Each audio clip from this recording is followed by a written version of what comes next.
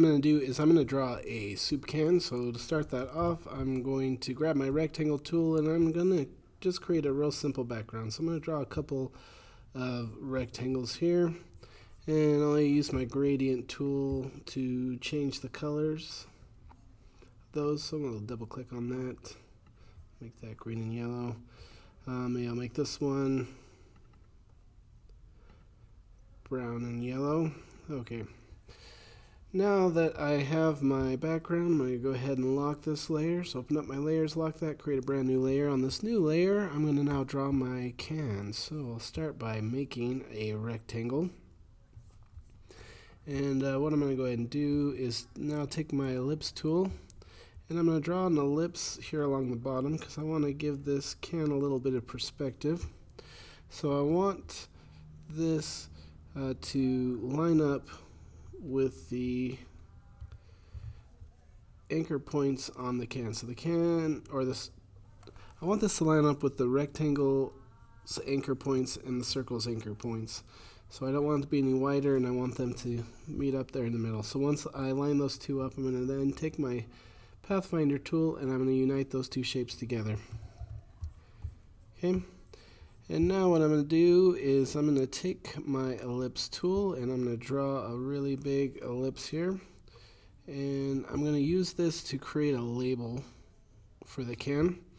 So I'm going to swap the fill and the stroke so that I don't have any fill color there. And I'm going to line this up so I can create a little ring around the bottom.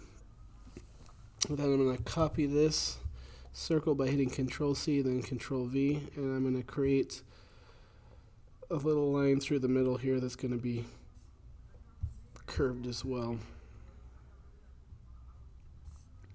Okay, so now that I've got those two things lined up, I'm now going to select those three shapes, and I'm going to use my Pathfinder to divide them. So after I divide them, I now need to ungroup them. So to ungroup them, I'm just going to right click and select ungroup. And now that it's ungrouped, I'll get rid of those extra circle lines. And the reason I did that is so that I can color these different parts different colors to make it look like a Campbell soup can. Now what I'm going to do is, let's grab my gradient tool and I'll throw a gradient in here. So I'm going to switch those colors to white, and I'll have a light gray on the sides to kind of round out the shape of this can a little bit. Okay, and then I'll do the same thing with the red here, except I'll get rid of the whites. Now what we're going to do is we're going to create the top for the can. So to create the top, I'm going to grab my ellipse tool and I'm going to draw a couple of ovals. And I'm going to have it be just a little bit wider than what the can actually is. And I'm going to make a copy of that by hitting Control C, then Control V. And I'm going to overlap those two shapes here to create a little ring. So I'll line them up there in the middle. So you'll know it's in the middle because you'll see that pink bar. And then what I'm going to do is I'm going to grab my rectangle tool and I'm going to draw a rectangle to cover those up. I'm going to meet this one here in the center where those two anchor points come together. Now the reason I'm doing this is because I want to create a little rim around the can. So just that. Okay, now I'm going to go ahead and select those two ovals and the rectangle that I drew, and I'm going to use my Pathfinder and I'm going to divide it. So after I divide it, I'm now going to ungroup it. I'm going to go ahead and throw some color in here so you can see a little more clearly what's going on.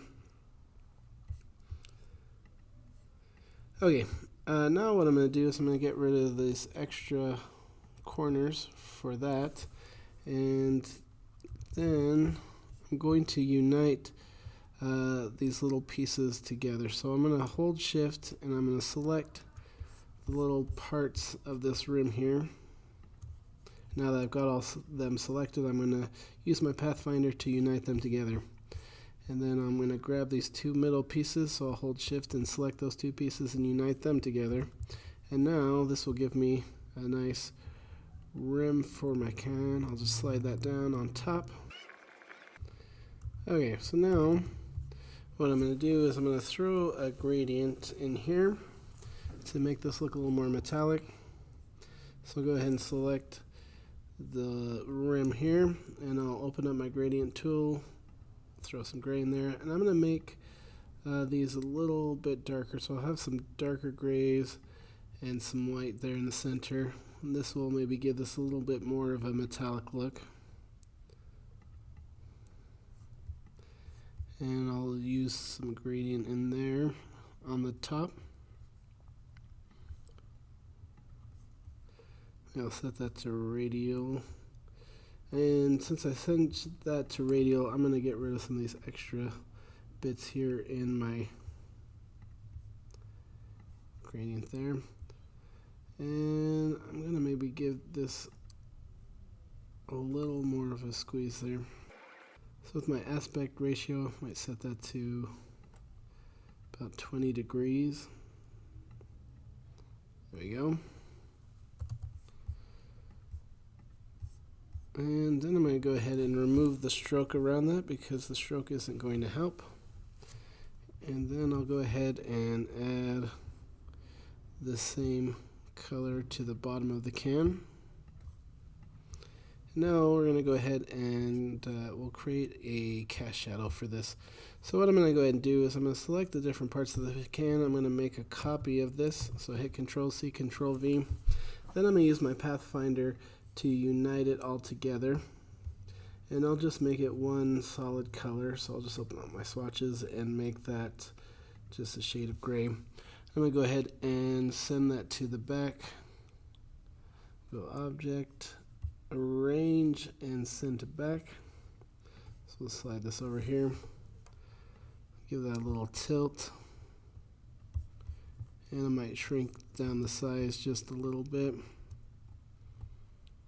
And then we're going to go ahead and use our transparency tool, and we'll switch that from normal to multiply. Okay, so we'll have a little shadow behind the can, and now we're going to go ahead and finish this off by giving it a label. So I'm going to cheat a little bit, and I'm just going to take the logo from off the internet. So I'm going to go, I've already copied it to my computer, so I'm just going to place it in my picture here. So here I've got my logo. And I'll shrink this down a little bit. Okay, so now what I'm going to do is I'm going to do an image trace on this. So if we come up to the top while it's selected, go on image trace, and I'm going to choose 6 colors. Let it trace that. Let's take it a second. Okay, now what I'm going to do is I'm going to warp the shape a little bit since I've done my image trace on it. And I'm going to go under Effect, I'm going to go to Warp, I'm going to go to Arc. And I'm going to give that about a -7% bend. So I'll have that set to horizontal. I'll do about -7% bend. And then on my vertical, I'll do about -3%. So yeah, and I'll leave the horizontal to 0. Go ahead and click OK. And then I'm going to expand the appearance. Alright, so now I've got my label on there. Maybe I'll go ahead and create a flavor for the soup. So what I'm going to go ahead and do is I have a picture that I'm going to just cheat a little bit again. And I'm going to place that picture inside here. That will be the flavor of the soup. Okay, so now I'm going to take this image and I'm going to do an image trace on it. I'm going to then expand it, and I'm going to take my direct selection tool to color it in. So I'll just click on the different parts of this guy and I'll just fill them in with my swatches. Alright, we'll call that good. Now, if I want to spend a little more time, I can make it look a little bit nicer with the color, but I'm just going to go ahead and wrap this guy up real quick. Okay, so last, I'm going to go ahead and create the flavor for the soup, and we'll call this turtle dumpling. Now, if you want to change your font, just highlight your text, and then you go under type, and you can change the font to whatever you want it to be. Then what I'm going to do is I'm going to go ahead and switch from my type tool to my selection tool, and I'm going to go under type and create outline. So it's going to turn that into a shape here instead of being just a text. And I'll go ahead and warp the shape just like I did with the Campbell's soup logo. So I'll just apply the same effect that I had before, and we'll expand the appearance. There we have it.